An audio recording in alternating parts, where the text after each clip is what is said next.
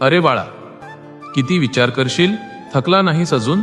तुझ्या मनाचं हे वादळ, हे ओझं कधी उतरवून ठेवणार आहेस माझ्या चरणी?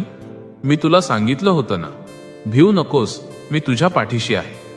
मग तरीही तू भविष्याच्या भीतीने का ग्रासला आहेस? ज्या गोष्टी अजून घडल्याच नाहीत त्यांचं टेन्शन घेऊन तू स्वतःला का छळतोयस? तुला वाटतंय की सगळं तुझ्या हाताबाहेर जातंय, पण लक्षात ठेव, या सृष्टीचा कण अनकण माझ्या इच्छेशिवाय हलत नाही. मग तुझ्या आयुष्याची काळजी मी घेणार नाही का? एका माणसाची गोष्ट सांगतो, नीट ऐक. एक माणूस रस्त्यावरून चालला होता. त्याच्या डोक्यावर सामानाचं एक खूप मोठं आणि जड गाठोडं होतं. चालता चालता तो खूप थकला होता.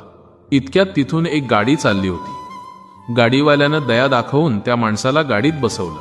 तो माणूस गाडीत बसला खरा, पण त्याने आपल्या डोक्यावरचं ते जड गाठोडं खाली उतरवून ठेवलंच नाही. तो गाडीत बसूनही ते ओझं तसंच डोक्यावर धरून बसला होता.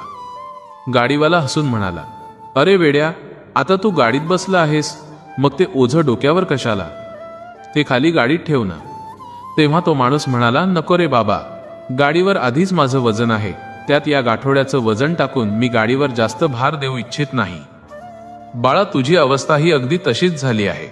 मी तुला आयुष्याच्या या गाडीत बसवलं आहे, मी तुझा भार वाहतोय, तरीही तू तुझ्या चिंतेचं गाठोडं डोक्यावर घेऊन स्वतःला त्रास करून घेतोयस.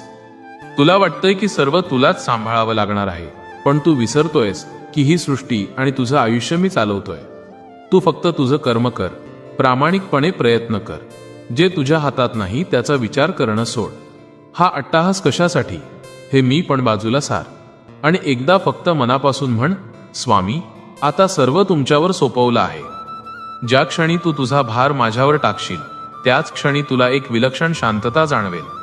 मी तुझ्या कल्याणासाठी जे योग्य आहे तेच करणार. हे त्रिवार सत्य आहे. तुला काय वाटतं, मी तुला या अडचणीत असं सोडून देईन? जो माझ्यावर विश्वास ठेवतो त्याचा हात मी कधीच सोडत नाही. तुझ्या आयुष्यातला प्रत्येक अडथळा तुला काहीतरी शिकवण्यासाठी आहे, तुला अधिक मजबूत करण्यासाठी आहे. म्हणून घाबरू नकोस, शांत हो. वेड्या, काळजी करणं सोड आणि माझ्याकडे बघ. मी तुझ्या सोबतच आहे, तुझ्या हृदयात, तुझ्या श्वासात. हा चेहरा नेहमी असाच आनंदी ठेव, कारण तुझा आनंद हीच माझी खरी सेवा आहे. निश्चिंत हो, सगळं काही ठीक होईल.